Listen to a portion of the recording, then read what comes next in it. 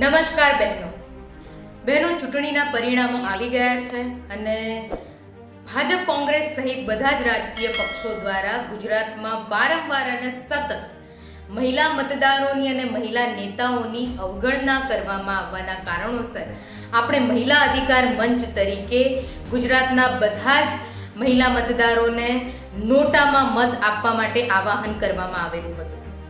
આ આવાહનના પગલે ચાલતા 4 લાખથી વધારે મહિલા મતદારોએ પોતાના વોટ નોટાને આપ્યા છે. અને જોવાનું એ છે બહેનો કે ભાજપ, કોંગ્રેસ જેવી મોટી રાજકીય પાર્ટીઓ પછી સૌથી વધુ વોટ નોટાને મળ્યા છે.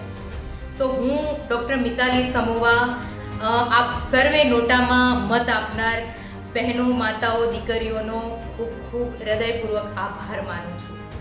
બહેનો, માતાઓ, દીકરીઓ, આ આપણી મહિલાઓ તરીકેની રાજકીય ક્રાંતિની શરૂઆત છે અને આગામી સમયમાં આપ જોશો કે બધા જ રાજકીય પક્ષો આપણને મહિલા મતદારોને અને મહિલા નેતાઓને ગંભીરતાથી લેતી થશે.